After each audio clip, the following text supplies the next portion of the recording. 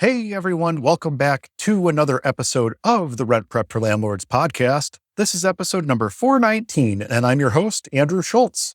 On today's episode, we're going to be talking about smart home rental properties, how to organize your keys for your rental, and work and rental reference questions. We'll get to all that right after this.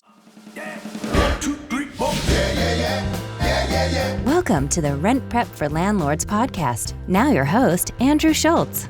The Rent Prep for Landlords Facebook group just hit 14,000 members. Our group members get access to our Sherwin-Williams and PPG paint discount programs, can ask questions in our monthly AMA sessions, and much more. So if you have a question or a situation that you've never encountered or just need to bounce an idea off a huge group of housing providers, this is the place. If you haven't checked it out yet, do it today over at facebook.com/groups/rentprep. Don't forget to mention the podcast when answering the questions so we know how you found us.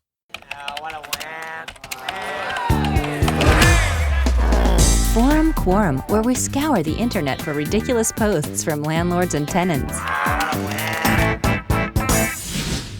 We're going to start things off this week with a forum quorum. This week it comes to us via the Rent Prep for Landlords Facebook group. And as a matter of fact, it looks like all of our questions this week are coming from the Facebook group. So definitely check that out if you haven't already. Jumping into our forum quorum here, let's go ahead and take a look. I am preparing my condo for long-term rental. I have a number of smart home devices, including Hue lights, Ring doorbell and cameras, and Ring alarm. And I have wired the whole house with network, including switches and such installed in hidden panels. My inclination is to leave most of that infrastructure installed and include gigabit internet as a property perk, allowing the tenants to use most of the devices, the ones that don't require a login, but I'm not 100% sure that this is a great idea. Do any landlords have experience with renting out their smart homes? If so, can you provide any advice or lessons learned? Thank you in advance. And again, this one comes from the Rent Prep for Landlords Facebook group. This is an interesting question as smart home technology has come a long way in the past couple of years, and more people are starting to add smart tech into their homes. In my opinion, I'd remove most of the smart home tech before listing a property for rent. There are a few reasons for this. The first reason, and probably the main reason that I would not want to rent a home with a bunch of smart tech in it, is that the second that anything goes wrong or stops working, you're going to be paying tech support. Maybe that's something that you're all right with handling, but I would not want to be in that position, nor would I want to put any of my staff in that position. And if anything stops working or needs repair, you're going to be expected to repair it back to the same level or better than it was at the time the tenant moved into the property. Think about a broken ice maker on a refrigerator. This would be the exact same concept. If the ice maker worked when the tenant moved in, it needs to be working for the duration of the tenancy. So if it breaks, you have to fix it. This leads me to my next point, which is that simple homes are easier to manage and cost less to maintain. Smart home technology, while it has come down in price, is still rather pricey. We can even use the refrigerator example here as well. If you have a refrigerator with an ice and water dispenser, it's expected that you'll maintain the appliance to that level. The same thing applies to your smart home tech. So if you have a light fixture that ties into a home automation system and some part of that system stops working, you have to be ready to repair it. The other thing I want to mention is, especially when you talk about smart home appliances, we can go right back to the refrigerator. Oftentimes they cost significantly more upfront and significantly more to repair. For instance, I can remember staying in an Airbnb that had a Samsung refrigerator that had a full-size tablet in it. That's not something that I would want to have to pay for if it breaks, and the chances of something like that breaking in a refrigerator where it's constantly being exposed to different temperatures and possibly moisture inside and things of that nature, I wouldn't want to deal with it. Smart home technology is meant to enhance the way that we use our homes, but oftentimes poorly configured smart home technology actually introduces problems that we didn't have before. A good example of this would be as simple as having a lamp with a color-changing LED bulb plugged into it, which is then plugged into an outlet controlled by a switch. This is very common up here in Buffalo, where you'll have a switch that's controlling an outlet in a room somewhere. It's oftentimes because there was not an overhead lamp installed in the room, and that's kind of the solution to it. So let's say you have an automation that every morning at 6 a.m., your home automation server sends a signal to the lamp to turn on, set the color to a nice calming blue, and set the brightness to 50%. If the switch on the wall's turned off, that automation no longer works. So even if you understand the ins and outs of how your system works, your incoming tenants may still struggle to understand it. Also keep in mind that not everyone wants a lot of tech in their homes. I think we forget that there's still a sizable population in our country that missed the tech boom. Not everyone spends their days with their eyes glued to their smartphones. So if you have a tenant that doesn't want to deal with this new technology, they may wind up passing up your home simply because it's too much for them to handle. You may also find yourself in a position where you have to spend time training your tenants on how the smart home technology works. Again, this is putting you in the role of being tech support, which may be all right with you depending on how you run your business. It may not be a factor of not being tech savvy. There are a lot of people out there who do understand the technology, even at a deep level, but still don't want to embrace home automation technology into their homes because it opens up privacy concerns. There are a ton of stories out there about various smart home tech companies being hacked, and every time one of them is hacked, it opens up a discussion about privacy. I think we all understand that in 2023, there's no such thing as not leaving a digital footprint behind as we go about our day-to-day lives, but inviting smart home technology into your home needs to be considered before you commit. Double-check the data protection records of the companies you're buying products and services from, and understand that no matter what, data is always at risk. So if you're installing cameras around your property, understand that you're not the only one who can see them. I have a couple outdoor cameras, but I won't install cameras in my house for that very reason. Moving the discussion back to an in-home automation system, it sounds like this system has been really tailored for your home and that you have a ton of control over it. That also means that you're going to have the opportunity to check in, so to speak, by using that same technology. If I was a tenant looking for a home, that would be an absolute deal breaker for me. It's one thing if it's a Ring doorbell and I can make my own account. It's another thing entirely if it's a full home automation system full of sensors and cameras and other stuff that someone else has control or access to. At the end of the day, smart homes will likely be the wave of the future, but I think we have a duty to protect ourselves and our businesses because the tech companies are here to harvest and sell data. Ultimately, it's up to you, but I'd remove a bulk of the smart home tech and rent the home as a standard home instead. Water cooler wisdom. Expert advice from real estate pros. For our next two questions, we're jumping over to water cooler wisdom. Both of these, again, came from the Rent Prep for Landlords Facebook group, and our first one is very, very straightforward. What questions do you ask work and rental references when you get an application? Let's go ahead and jump right in. Speaking to references can be a key component to your tenant screening process, but you have to understand that the information you receive from references may not be fully accurate and may not be fully objective. Those are two things that can absolutely compromise your tenant screening, so let's take a look at this a little bit deeper. Before we jump in too deep, I do want to mention that tenant screening laws vary from state to state, and in some instances, even city to city. So before you start screening tenants or asking questions of references, be sure you understand the parameters of what you can and cannot ask. Now, let's talk about accuracy for a moment. It's very important that you understand two things: that all people lie and that all people have emotions. People will lie to get what they want, and people don't think clearly when dealing with something at an emotional level. Now, understanding those two principles, we can look at all rental references in a little bit different light. First, consider the reference. If you're calling an employer, call the main number for the company and ask to speak to human resources. If the number provided is a direct number to a supervisor, there's a possibility that the number could just be to a friend who's playing the part of supervisor. If you call the main number, you bypass that possibility altogether. And if your applicant works for a smaller company, you may wind up speaking to the owner directly when you call.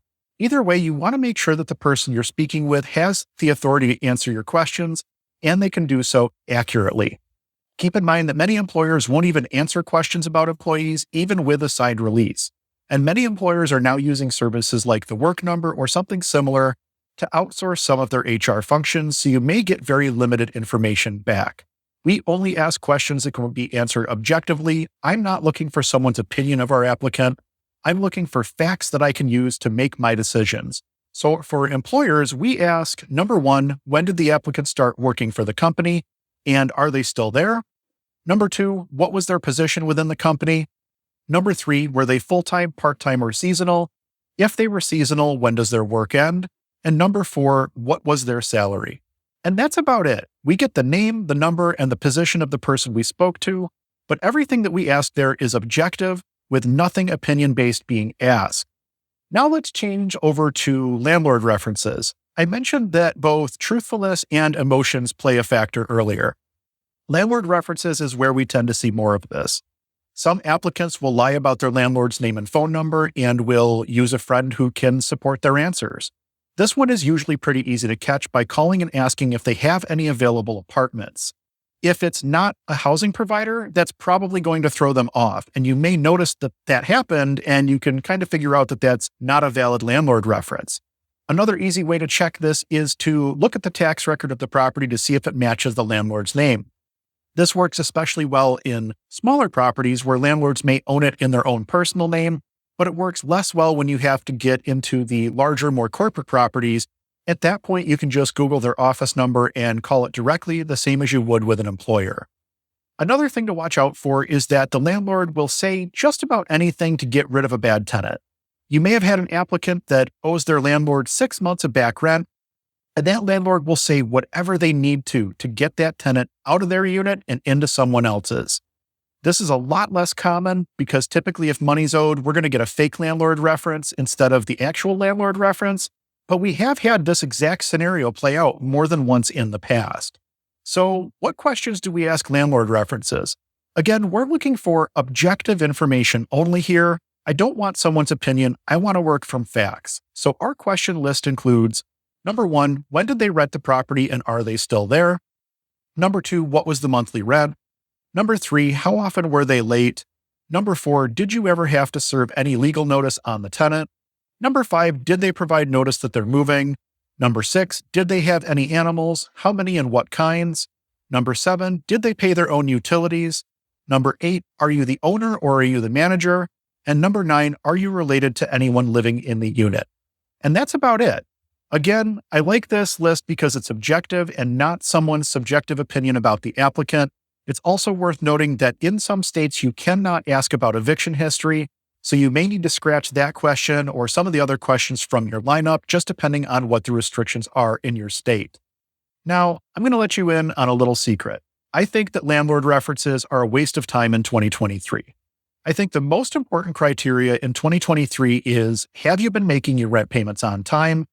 Yes, I know that the other questions matter, but ultimately, we want to know if this applicant is going to pay on time because we have bills to pay too. We offer the applicant the ability to prove their on-time rent payments with bank statements, canceled checks, money order receipts, or a notarized statement from their current landlord. And if they go the notarized statement route, we also include all of the other questions on that sheet so that we can get as much information as possible. We won't consider a handwritten receipt from a landlord simply because they're too easy to fake, but really just about any documentation can be faked nowadays. That's another video in its entirety. We'll talk about that another day. Tenant screening is challenging. Trying to determine who you want to trust with your asset is a critical decision that you have to make as a housing provider. Be thorough and remember that tenant screening is just a snapshot in time. Things can change quickly in someone's life, even after an approval. Our second water cooler wisdom of the day also comes to us via the Rent Prep for Landlords Facebook group. Let's go ahead and jump into this one. I'm curious how people organize their rental keys. We're about to acquire our second property, so we don't have very many to keep track of. My boss always kept his rental keys on his main set of keys, which seems like a risk to me. Also, what do you do with your old keys once you rekey it for a new tenant? I'm starting to build a collection. Key management is one of the great joys of landlording. There are a lot of methods out there for key control, but I'll tell you what works for us, and we're managing about 150 doors here in the Western New York region right now. Once we have a known good set of keys for a building, we install a wall-mounted key box outside the home somewhere, and we leave the keys in the box. Most of our properties are 1 to 4 units, so we bounce around a lot, and we're not in one set location like you would be at a larger apartment complex where you might have a shop or something like that where you can store the stuff.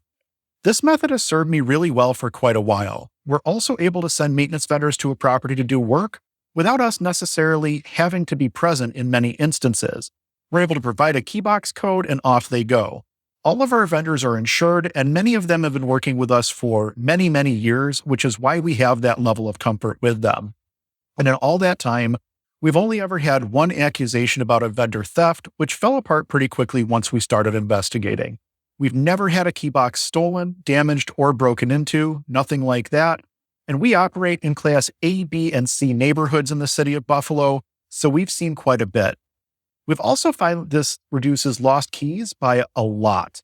When the keys never leave the property, it's much harder to misplace them. So if a vendor takes the keys out of the key box, they snap a photo of it empty, and then when they're done and they put the keys back, they snap a photo of the keys back in the box. We require before and after photos on all of our maintenance jobs, so this is part of that photo set. We're looking into converting all of our key boxes over to digital key boxes so we have a better knowledge of who's opened the boxes and when, but it comes at a considerable expense. And we've really only had a handful of times where the last person through the door was a relevant discussion, so we've held off on that for now. We're still using just manual boxes. All that being said, we definitely have a box of keys in our office labeled Keys to the Unknown. We tag a key or set of keys with the property it was removed from, what date, and if we have any idea what it might be for. After a year or after the next turnover, when we know we have a full and complete known good set of keys, we toss the unknowns away. That's the best I've come up with for the random unlabeled keys that seem to pop up all the time. There are a lot of methods for key management out there. They all have pros and cons, and my advice is to just pick the one that works best for you. We picked ours based on how we operate and how we could make things easier for both us from the management perspective, as well as our vendors from an operational perspective. And I think that's really what your focus should be on. How do you make this work for you and the people that you work with? Good luck and good organization. Are you ready for your next rental investment? Find out how to get a hold of off-market properties and add them to your portfolio. Check out our blog post on rentprep.com/blog today for more information. That pretty much wraps up this episode of the Rent Prep for Landlords podcast. Thank you all so much for listening. Our goal with the podcast is to help as many people as possible make educated decisions when it comes to real estate, and you can help us reach our goal. If you heard anything in this week's episode or any other episode that will help someone that you know, please do us a favor and share it with them. If you're looking to get in contact with me, I can be reached over at what'sdrewupto.com. From there, you'll find links to everything going on with me over at Own Buffalo, as well as other projects that we're working on. Grab a copy of our free deal analysis tool today over at what'sdrewupto.com. There's no obligation, and it comes with a companion video showing you how to use it. If you're looking for top-tier tenant screening services, head on over to rentprep.com. There are multiple products to choose from, including a tenant-paid option. And if you're over 50 doors, ask about the enterprise-level programs and pricing. I've been an enterprise user at RentPrep for over a decade now, and it's absolutely changed the way that we screen our tenants. Check that out today over at rentprep.com. Again, thank you all so much for listening. We'll be back in 2 weeks with an all-new episode that you won't want to miss. Until then, I'm Andrew Schultz with ownbuffalo.com for rentprep.com, and we'll talk to you soon.